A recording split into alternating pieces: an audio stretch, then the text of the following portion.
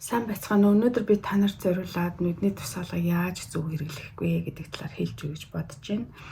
Хүмүүс нүдний эмчийн бичсэн олон янзын тусгаалгануудыг тусааж байгаа харагддаг. За тэгээд өөрсдөө зах зээл дээрээс дур мэдээд бас нүдний олон янзын витаминтэй тусгаалгач гэдэг юм тийм надад авч хэрэглэж байгаа харагддаг л да. Тэгээд яг хэрэглэн дээр зөв хэрэглэхгүй болохоор тэр маань хүссэн үр дүнгээ хүрэхгүй, нөгөө талаар гэвэл одоо мөнгө санхүүгийн хохирол ингэж учирдаг юм талтай. Тэгэхээр би та нарт энэ талаар товч зөвлөгөө өгье гэж бодсон. Тэгэхээр миний гарт ингээд хоёр төрлийн нүдний тусгаалга байна. Нэг нь болохоор юутай дотроо удаан хатлах зориулалтаа консервант гэдэг тиймтэй нүдний тусгаалгаа, нөгөөх нь болохоор нэг удаа хэрэглэдэг юм нүдний тусгаалга байна. Тэгэхээр энэ талаар түрүүчийн одоо миний лог дээр дэлгэрэнгүй ярьчихсан учраас энэ талаар татахгүй гэж бодож байна. Тэгэхээр энэ ямар ч нүдний тусгаалгыг авсан ингээд өмнөө ингээд тавьж агаад за энэ нүдний тусгаалга мөн үү биш үү ялангуяа ийм савлгаатай юм дээр анхаарах хэрэгтэй. Тусгаалга мөн үү биш үү гэдэг дахин харна. Яг тэгвэл яг ийм савлгаатай хамрын тусгаалганууд байдаг байхгүй. Тэгэхээр тэр үнтэй андуурах тал байдаг. За ингээ өмнөө ингээд тавьчлаа. За одоо дараа нь яг дагалдаж ирсэн нөгөө ийм нэг зааврнууд гэдэг те эмийн зааврнууд гэдэг шүү дээ тийм ээ. За энэ зааврыг нь бол ингээд уншчих хэрэгтэй. Товч гүйлгээд ингээ харчин.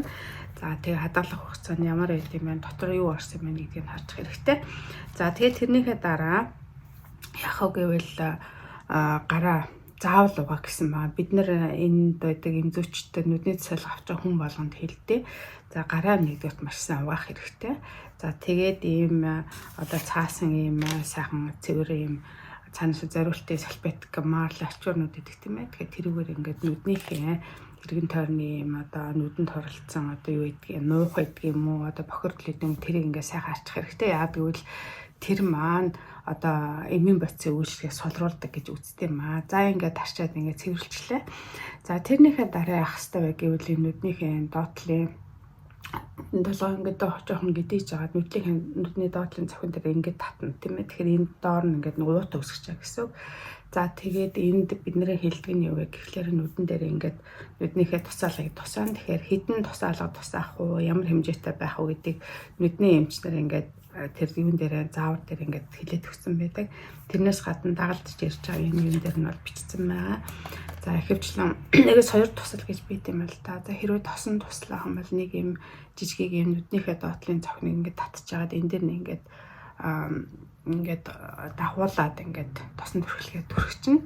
За тэгэнгүүтээ яах вэ гэхлээр аль болохоор энийг буцааж ингээд тавиад доорн ингээд таглах хэрэгтэй. Гэхдээ энэ нөгөө тусаалга маань ямар байдаг вэ гэхлээр ийм юмтай байгаад байгаа шүү. Тэгэхээр энийг нүдэн дээр аль болохоор хүрэхгүй байх хэрэгтэй. Яг бол энд чинь бактери орчих юм бол ингээд үржих юм аюултай байдаг. За нэг юм эхлэхээ мартчихж байгаа нүдний тусаалга ихэвчлэн ийм сэгсрэх юм шаардлага байдаг. Тэгэхээр энэ сэгсрэх үү эсвэл ингэх үү гэдэг ямиг энэ заавар дээр нь бол тодорхой бичсэн байдаг. Тийм учраас тэрийг уншаарай гэж хэлж байгаа. За одоо ингээд таглаад ингээд тавьчин тэгэнгүүтээ яах вэ гэхлээр анх удаа хэрэглэж байгаа бол энэ дээр нэм сар өдрөө ингээд биччих хэрэгтэй. Өнөөдөр одоо 10 сарын 11 өдөр ч гэдэг юм 9 сарын 11 өдөр ч гэдэг юм уу ингээд биччин тэгэнгүүтээ яагаад гэж юм бэ гэхлээр нүдний энэ тусгаалгууд маань өөрсдөө дээдл нь болохоор 4-7 хоногийн одоо хугацаанд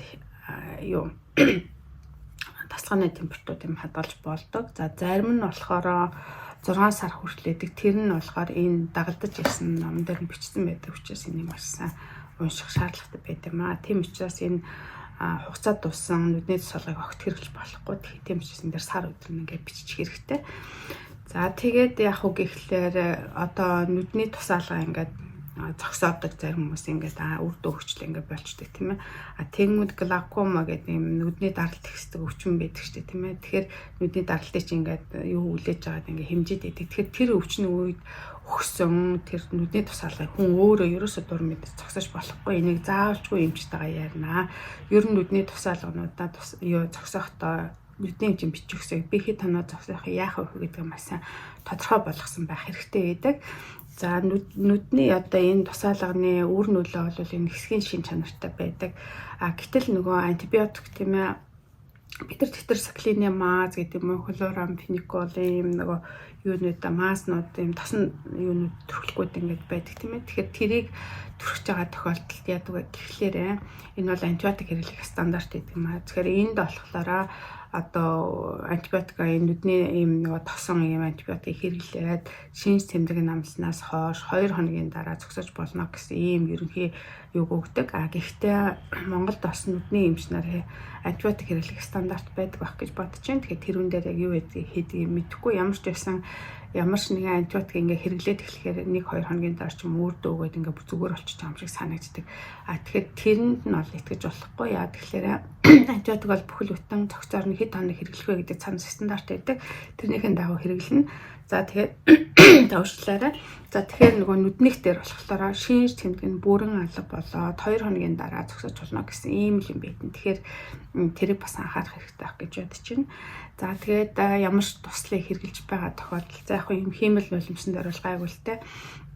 Ямар юм байдаг вэ гэхлээр нүднийхээ энэ нөгөө хэсгийн шин чанарыг нэмэгдүүлээд одоо биеийн бутаар эмийн боц дарахж босод одоо эргэтэн систем нөлөөлөхөөс сэргийлээд яадаг гэхлээр энэ бол ингээд 1 минут хэрэгтэй дарагдж байгаа юм. Тусаалгаас очиад одоо ингэж шүү дээ. Ингээд 1 минут хэрэгтэй дарна. Энэ дээр нь бас 1 минут хэрэгтэй дарна. Ингэж дарсан ч болно тийм ээ. Ингээд дарсан ч болно. За аль нь ч байж болно.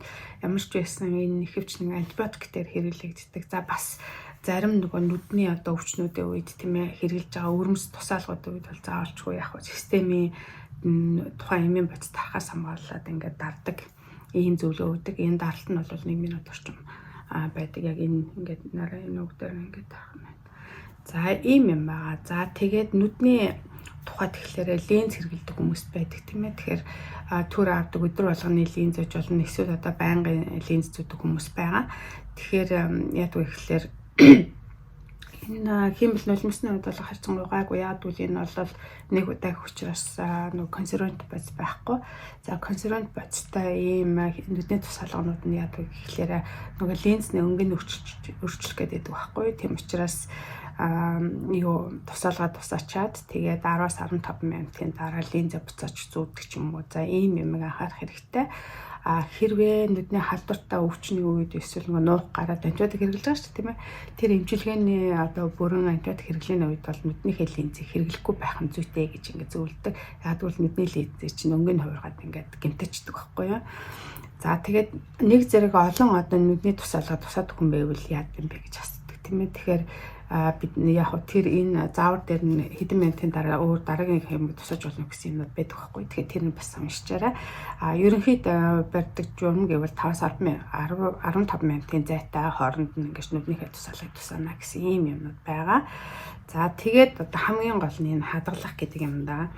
За ер нь бол нүдний тусаалганууд нь энэ номон дээр чинь тасалгааны температур хадгална гэж байна уу? Эсвэл одоо хөрөгчөнд тийм ээ 2-3 градус тийм хадгална гэж байна, 6 градус тийм хадгална гэж байна гэдэг юм сан үзчих хэрэгтэй. Хэрвээ тийм байх юм бол ихэнх тусаалгууд яг хөрөгчний нөгөө энэ хаалганд нь штэ тийм ээ ингэж задлахаас өмнө байрлуулад за задлсны дараа зарим нь бол буцаага тэнд нь байж болно, зарим нь болохоор тасалгааныхаа температурс байгаад хэрглэж болно гэсэн ийм одоо зааврууд байд юм аа. Тэгэхээр эдгээр нүдний тусаалгыг зөв хэрэглэх талаарх заавар таны амьдралд хэрэг болох гэж бодож байна. Тэгээд эрүүл мэндийн сайн сайхан байхныг хүсэн өрөөж байна. За энэ удаагийн блогийг ингээд тусгаж байна. Тэгээд та нарт амжилт хүсье.